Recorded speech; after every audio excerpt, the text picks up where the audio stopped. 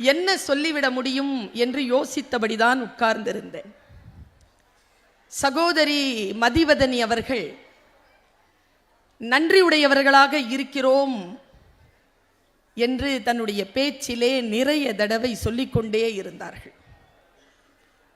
இந்த ஆட்சி 4 ஆண்டுகளுக்கு முன்னால் பொறுப்பெடுப்பதற்கு முன்னால் நடைபெற்ற அத்தனை கூட்டங்களிலும் நன்றி சொல்வதற்காகவாவது நான் என்னை போன்றவர்கள் நன்றி சொல்ல வேண்டும், அதற்காகவாவது திராவிட முன்னேற்ற கழகம் ஆட்சி அமைக்க வேண்டும் என்று முழங்கியவள் நான். என் வயது ஒத்தவர்கள் இன்றைக்கு பல்கலைக்கழகங்களில் பேராசிரியர்களாக இருக்கிறார்கள் என்றால், நாடாளுமன்றங்களில் பேசிக்கொண்டிருக்கிறார்கள் என்றால், பல்வேறு தொழிலதிபர்களாக இருக்கிறார்கள் என்றால், உண்மையில் தமிழ்நாட்டில் திராவிட முன்னேற்ற கழகம் என்கின்ற ஒரு கட்சியின் கொள்கையால் தான். இப்போ இப்படி சொல்றேன் பாருங்க, பெண்ணின் உயர்வே மண்ணின் உயர்வு என்பது எனக்கு இன்றைக்கு தரப்பட்டிருக்கக்கூடிய சிந்தனை. நான் இப்படி சொல்கிறேன், நான் கட்சி சார்ந்தவள் கிடையாது, எந்த கட்சியையும் நான் சார்ந்தவள் இல்லை. ஏன் திராவிட முன்னேற்ற கட்சியின் சார்பில் நான் பேச வேண்டும்? அவர்களுக்காக ஏன் என் குரல் ஒலிக்க வேண்டும்? நான் இப்படி சொல்லுகிறேன், இந்த அவையில் இருக்கின்றவர்களுக்கு மட்டுமல்ல, இந்த உலகத்தில் இந்த நிகழ்ச்சியை பார்த்து கொண்டிருக்கக்கூடிய பல கோடி தமிழர்களுக்கு இந்த வார்த்தையை நான் சொல்லுகிறேன். இந்த இந்தியாவில் இந்த ஒன்றிய அரசிலே எந்த கட்சியையாவது நீங்கள் எனக்கு சுட்டிக்காட்டுங்கள், இப்படிப்பட்ட பொது மேடையில் சான்றோர்களை அழைத்து சட்ட அறிவையும் நமக்கான மண் உரிமையையும் பிற்படுத்தப்பட்ட தாழ்த்தப்பட்ட பிற்படுத்தப்பட்ட பழங்குடியினருடைய உரிமையை சொல்லிக் கொடுக்கக்கூடிய ஒரு கட்சியை சார்ந்த யாரேனும் இருந்தால் எனக்கு சொல்லுங்கள். தான் முன்னேற வேண்டும் என்று நினைப்பார்களே தவிர தன்னுடைய மக்கள் அறிவு இல்லாமல் இருக்க வேண்டும் என்று சொல்லிக் கொண்டிருக்கின்றவர்கள் மத்தியில் நான் யாரை ஆட்சி செய்ய போகிறேனோ அவர்களும் நான் முதல்வன் என்கின்ற சொல்லோடுதான் வளர வேண்டும் என்கின்ற உயர்ந்த கருத்தோடு நிகழ்த்திய ஆட்சிதான் இந்த 4 ஆண்டுகள் ஆட்சி. எப்பவுமே பர்த்டே கொண்டாடுவோமா இல்லை? அப்போ என்ன செய்வோம்? பர்த்டே கொண்டாடும் போது ஒரு தீபத்தை ஏற்றி என்ன செய்வாங்க? அணைப்பாங்கல்ல. என்னைக்காவது யோசிச்சிருக்கீங்களா ஏன் அப்படி அணைக்கிறாங்கன்னு? எல்லாரும் தான் அணைக்கிறாங்க. ஏன் அணைக்கிறாங்க? பர்த்டே கொண்டாடுறதுக்கான அடிப்படை விஷயம் என்ன தெரியுமா? இது நமக்கு யாருக்குமே தெரியாது, பல பேருக்கு தெரியாது. ஏன் கொண்டாடுறோன்னா, இப்போ ஒரு 5 வயசு குழந்தைய கொண்டாடுறோன்னு வச்சுக்கோங்களேன், அதுக்கு ஏன் தீபம் ஏற்றி ஊதுறாங்க தெரியுமா? 5 வயசு இது வாழ்ந்திருக்கு. அந்த வாழ்ந்த நாட்களை கொண்டாடுவதற்காகத்தான் அது அணைந்து போய்விட்டது என்பதனை சொல்லுவதற்காக தீபம் ஏற்றி அணைப்பார்கள். இதுதான் உண்மை. ஆனால் இந்த 4வது ஆட்சி 4வது முறையாக அப்படி சொல்லிட்டேனா? நான் அப்படித்தான் நிகழப்போகிறது. 4 ஆண்டுகள் முடிந்து இதோ இன்றைக்கு மே 7ஆம் தேதி ஒரு தீபம் ஏற்றப்பட்டிருக்குல்ல, இது 4 ஆண்டுகளுக்கான வரலாற்றை சொல்லுகின்ற தீபம் மட்டுமல்ல, இனி வரும் காலமும் நம் காலம் என்று சொல்லுவதற்காக ஏற்றப்பட்ட தீபம். இது இப்படித்தான் இருக்கணும். நான் ஏன் பெண்களை பற்றி யோசிக்கிறேன்? இந்த ஆட்சியை பற்றி பேசும்போதெல்லாம் நான் ஏன் நான் நெகிழ்ந்து போகிறேன்? ஒன்றும் இல்லை, மேடையில் நானும் மதிவதனியும் உட்கார்ந்துருக்கோம். எங்களை மரியாதை செய்யறதுக்கு ஒரு 2 பேர் பெண்கள் வந்துட்டு போனாங்க. இல்லை, மற்ற யாரும் பெண்கள் இல்லை, அப்படிதானே? மற்றவர்கள்லாம் அமைச்சர்கள், ஆன்மீக சொற்பொழிவாளர், நாடாளுமன்ற பாராளுமன்ற உறுப்பினர்கள், சட்டமன்ற உறுப்பினர்கள்லாம் உட்கார்ந்துருக்காங்க. நான் ஒரு வரலாறு சொல்லவா? இந்த ஆண்கள் மேடையில் உட்கார்றதுக்கும் பெண்களாகிய நாங்கள் உட்கார்றதுக்கும் ஒரு சின்ன வித்தியாசம் இருக்கு. திராவிட மாடல் அரசு இந்த அறிவை எங்களுக்கு கொடுத்திருக்கு, அதனால நான் அதை கொடுக்கிறேன் உங்களுக்கு. இவர்கள் மேடையில் உட்கார்வதற்கு பின்னால் அண்ணன் சேகர் பாபு அவர்கள் ஒரு 40 ஆண்டு காலம் கடுமையாக உழைத்திருப்பார், இரவு பகல் பாராமல். சுகி சிவம் ஐயா அவர்கள் ஒரு 60 ஆண்டு காலம் உழைத்திருப்பார். மேடையில் உட்கார்ந்திருக்கின்றவர்களாம் 30-25 ஆண்டுகள் உழைத்திருப்பீர்கள். நானோ மதிவதனியோ இங்கே வந்து உட்கார வேண்டும் என்றால் வெறும் 40 ஆண்டு 30 ஆண்டு போராட்டம் ஆகாது. 1000 ஆண்டுகள் போராட்டத்திற்கு பிறகுதான் எங்களுக்கு அந்த சீட்டே கிடைச்சிருக்கு. அந்த போராட்டத்திற்கு வெளிச்சம் தந்தது திராவிடம் என்கின்ற சொல். நான் இந்த இந்தியாவில் வேறு எந்த பகுதியில் பிறந்திருந்தாலும் PhD பட்டம் வாங்கி ஒரு பல்கலைக்கழகத்திற்கு கீழே இதோ நான் இணை பேராசிரியராக இருக்கிறேன் என்று சொல்லக்கூடிய வாய்ப்பு எனக்கு கிடைத்திருக்காது என்பதுதான் இந்திய நாட்டின் வரலாறு. நான் தமிழ்நாட்டில் பிறந்தேன். தந்தை பெரியாருடைய கொள்கைகளை உரக்க சொல்லுகின்ற, கலைஞருடைய கொள்கைகளை உரக்க சொல்லுகின்ற, பேரறிஞர் அண்ணா அவர்களின் கொள்கைகளை உரக்க சொல்லுகின்ற, திராவிட மாடல் ஆட்சியை தலைமையேற்று நடத்தக்கூடிய ஸ்டாலின் என்கின்ற அடிப்படையில் இருக்கக்கூடிய ஒரு ஆலமரத்திற்கு கீழே இருக்கக்கூடிய காரணத்தினால் இவ்வளவு சுயமரியாதையாக நம்மால் வாழ்ந்துவிட முடிகிறது. தங்கை சொன்னாள் சுயமரியாதை. பஸ்ல ஏறி தலைவர் கேட்டிருக்கார், அம்மா உன்னை யாராவது அவமரியாதையா பேசுறாங்களாமா? ஃப்ரீயா தானே போற அப்படின்னு ஸ்டாப்ல எங்கேயாவது நிறுத்தாம டிரைவர் கண்டக்டர் யாராவது போறாங்களாமா? இது சுயமரியாதை என்ற சொல்லோடு தங்கை பேசினார். சாதாரணமாக சொல் நமக்கு புரியுதுங்க, பொருள் சரியா புரியறதில்லை. அவர் கேட்ட கேள்விக்கான அடிப்படை என்ன தெரியுமா? அந்த அடிப்படையை நான் சொல்றேன். அதுதான் சுயமரியாதை. அப்படின்னா என்ன அர்த்தம்னா, சுயமரியாதைங்கிற சொல்லுக்கு என்ன அர்த்தம் பாருங்க. நம்முடைய தமிழ்நாடு முதலமைச்சர் தலைவர் அவர்கள், ஸ்டாலின் என்கின்ற அந்த தலைவர் அவர்கள் நமக்கு சொல்லித் தருகின்ற சுயமரியாதைங்கிறது என்ன பாருங்க. சுயமரியாதைனா நான் யாரையும் விட உயர்ந்தவன் இல்லை என்று சொல்வதில்லை. சரியா? அப்படிதான் இங்கெல்லாம் சொல்லிட்டு இருந்தாங்க. என்னை விட யாரும் உயர்ந்தவன் இல்லைன்னு நீ கூக்குரல் போடு, அதான் சுயமரியாதை கிடையாது. என்னை விட யாரும் உயர்ந்தவன் இல்லை என்று சொல்வது அல்ல சுயமரியாதை. நான் யாரையும் விட உயர்ந்தவன் இல்லை என்று சொல்லுவதுதான் சுயமரியாதை. உன் முன்னால வந்து யாராவது அப்படி சொன்னார்னா என்கிட்ட வந்து சொல்லு, நான் பார்த்துக்கிறேன். இப்படி ஒரு அப்பா கிடைப்பாரா?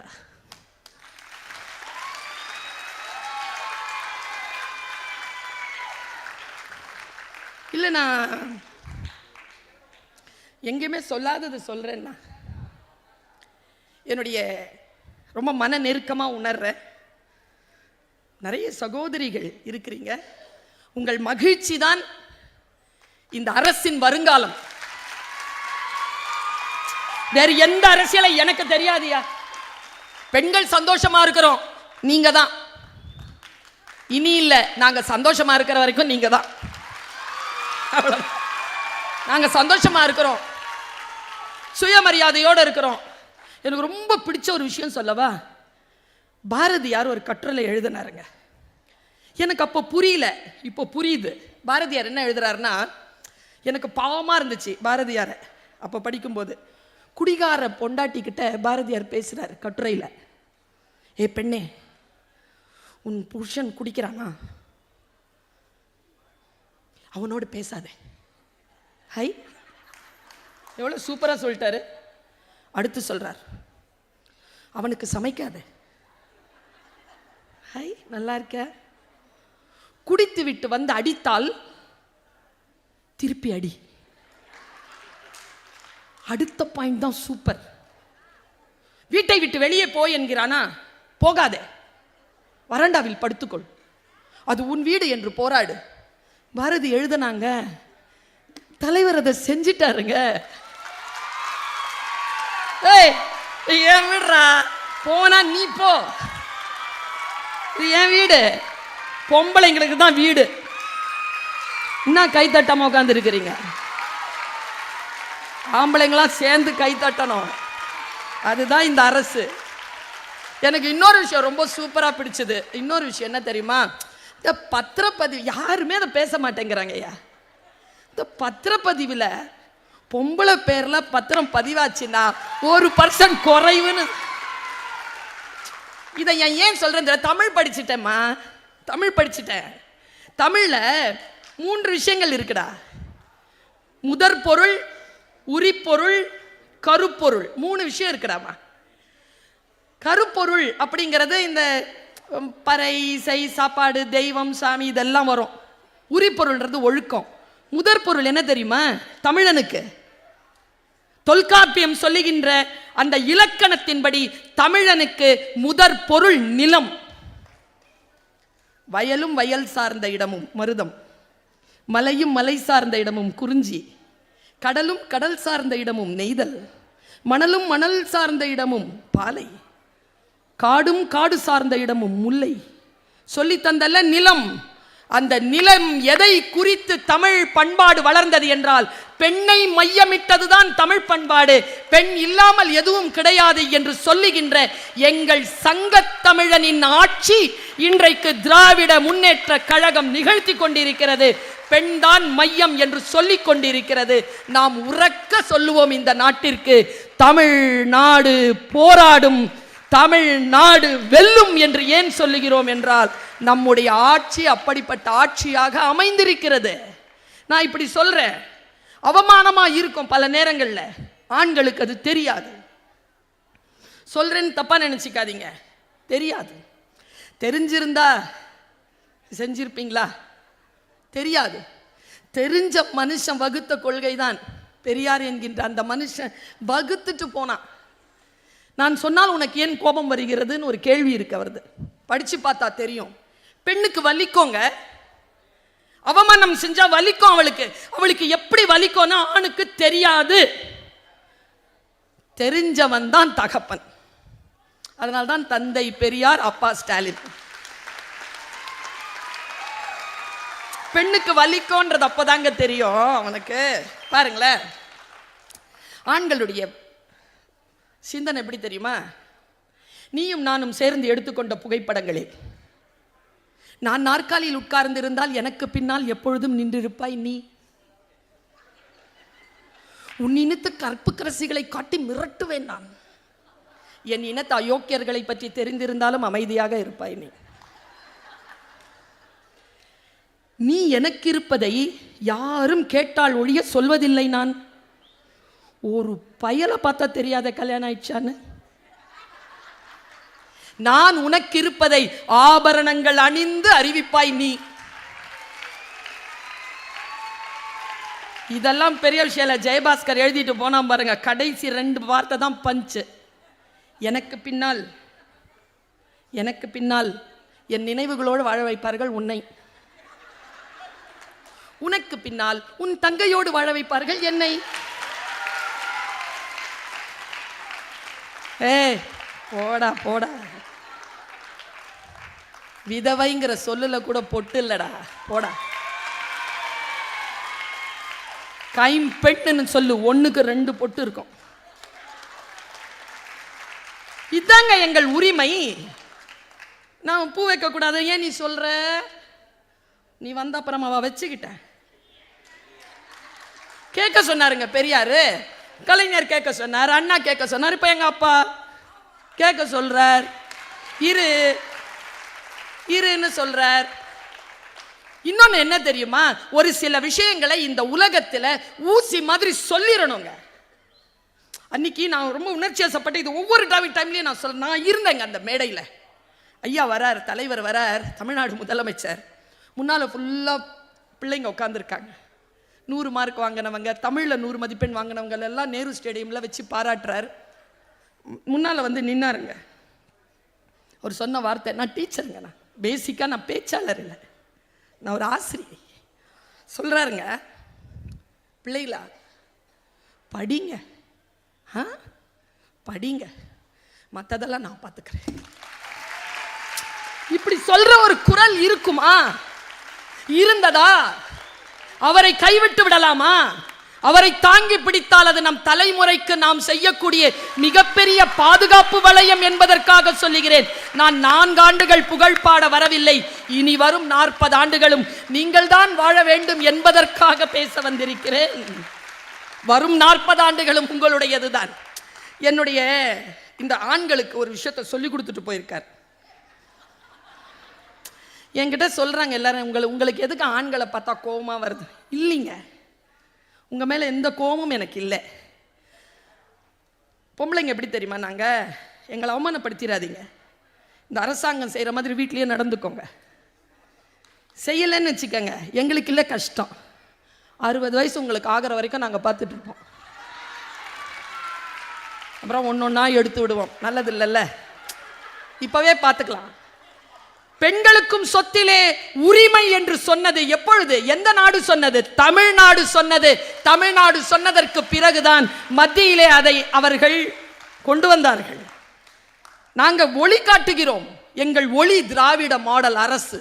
இந்த மாடல் அரசு தான் இந்த ஒன்றிய அரசிற்கான மாடல் என்பதனை இந்த உலகத்திற்கு உறக்க சொல்லிக் கொண்டிருக்க அரசு. நான் ஒன்றை சொல்லி நான் இடம் சார்கிறேன். கவிக்கோ அப்துல் ரஹ்மான் ஐயாவுக்கு ரொம்ப பிடிக்கும். அவர் சொன்னார், பெண்களை பற்றி சொல்லும்போது, நான் இங்கே மேடையில் இருக்கிறவங்களுக்கும் சொல்கிறேன், புகழ்ந்தெல்லாம் பேசின அண்ணனுக்கும் பிடிக்காது, எனக்கும் அதில் ஒன்றும் பெரிய ஆர்வம் இல்லை. அண்ணன் பேர் சொன்ன உடனே இல்லை, தலைவர் பேர் சொன்ன உடனே இல்லை, நம்முடைய துணை முதலமைச்சர் பெயரை சொன்ன உடனே ஏன் பெண்கள் மட்டும் அவ்வளவு கூக்குரல் இடுகிறோம் தெரியுமா? அந்த மகிழ்ச்சியை, அந்த சுயமரியாதையை எங்கள் உடல் கடந்து எங்களுக்கு உள்ளத்திலே, மனதிலே, புத்தியிலே ஒரு ஆன்மா குடிக்கொண்டிருக்கிறது. அதற்கு என்று ஒரு மரியாதை இருக்கிறது. அந்த மரியாதையை தருகிறீர்கள் இல்லை, அதுக்கு தான், வேற எதுக்கும் கிடையாது. கவிக்கோ சொல்வார், ஏ பெண்ணே, நீ எனக்கு கண்களாக இருந்தாய், நான் உனக்கு கண்ணீராக இருந்தேன். நீ எனக்கு ஆடையாக இருந்தாய், நான் உனக்கு நிர்வாணமாக இருந்தேன். சக்தியே, காலை தூக்கி ஆடி ஜெயித்த வரலாறு எங்களுடையது. வாழ்க்கை சதுரங்கத்தில் உன்னை வெட்டியபடி முன்னேறியவர்கள் நாங்கள். இலக்கணத்தை உனக்கு போதித்தோம், நாங்கள் வலு அமைதிகளாக நின்றோம். தாலி கூட உனக்கு பூட்டும் விலங்கு, காதல் கூட உனக்கு விரிக்கும் வலை. பெண்மை எனும் தெய்வீக நெருப்பில் என்னை பரிசுத்தப்படுத்து. ஆம், நாங்கள் குற்றவாளிகள் தான், ஒப்புக்கொள்கிறோம். எத்தனை ஆண்டு கால குற்றம் இது! இப்பொழுது 4 ஆண்டுகளாக நாங்கள் அந்த குற்றத்தில் இருந்து விடுபட்டு இருக்கிறீர்களே நீங்கள், எங்களை விடுதலை செய்திருக்கிறீர்களே நீங்கள், எங்களை உலவ விட்டு இருக்கிறீர்களே நீங்கள். நான் ரொம்ப உணர்ச்சி வசப்பட்டிருக்கேன். நான் சொன்னேனே, அடிப்படை உறுப்பினர் பொறுப்பு கூட எனக்கு கிடையாது. 4 வருஷமா இல்லை, 15 வருஷமா பேசிட்டு இருக்கிறேன். என்னுடைய ஆசைலாம் என்ன தெரியுமா? நன்றி தான் ஐயா, நன்றியா. நீங்க இருந்ததுக்கு நன்றியா, இருக்க போறதுக்கு நன்றியா, இருக்கிறதுக்கு நன்றியா. இருங்க, நல்லா இருங்க, ஆயுசோட இருங்க, உடல் ஆரோக்கியத்தோட இருங்க. எங்க அம்மம்மா உடம்பு அப்படி இருக்கு. நான் எங்க அம்மா உடம்ப நீட் பண்றேன். 85 வயசு, அப்படி தொடச்சிட்டே இருக்கிறேன். திடீர்னு கதவுலாம் பூட்டியிருக்கான்னு எங்க அம்மா. ஏன் மாமா? பூட்டு யாரும் இல்லை, பூட்டிட்டேன். அம்மா துடைக்கிற, இங்கே ஒரு பள்ளங்க, நான் சொன்னது இல்லையா, பள்ளம் பார்த்த உடனே இப்படி கை வச்சுக்கிச்சு.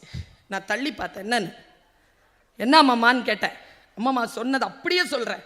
காயல்பட்டணத்துக்காரி, திருநெல்வேலிக்காரி. துடைக்கிற சொல்லுது, 9 வயசில் எனக்கு கல்யாணம். நான் ஷார்ட்டாக சொல்லி முடிக்கிறேன். 9 வயசில் எனக்கு கல்யாணம். 9 வயசுலையா? ஆமாம். 13 வயசில் ருதான உடனே உங்கள் அம்மா அப்பா வீட்டுக்கு என்னை அனுப்பி வச்சாங்க. இப்போ குளிக்க வச்சு ட்ரெஸ்லாம் போட்டு பூ போடுவாங்க. பூ போட்டு அப்படி நிறுத்துறாங்க. சின்ன குழந்தைல 13 வயசு எவ்வளோ இருக்கும்? பூவை தூக்கி நிறுத்தி இருக்கிறாங்க. நிறுத்தின பாருங்க, நிற்கலை பூ. ஒரு அம்மா பின்னடிச்சிருக்கு, சதையோட சேர்த்து அடிச்சிச்சு. அந்த அம்மா இன்னும் சொல்லலை. எங்கள் அம்மா ஃபாத்திமா பீவி ஒன்றும் சொல்லலை, அப்படியே போயிருக்கு அம்மா அப்பா வீட்டுக்கு. 3 மைல் தாண்டி மாட்டு வண்டியில் போய் இறங்கின உடனே ரத்தம் அப்படியே மேலே வந்திருக்கு. சாயந்தரம் 7 மணி. அம்மா அப்பா ரூமில் அம்மா விட்டுருக்காங்க. உள்ளே போய் அப்படியே அமைதியாயிட்டாங்க. அம்மா, என்னம்மா நடந்தது?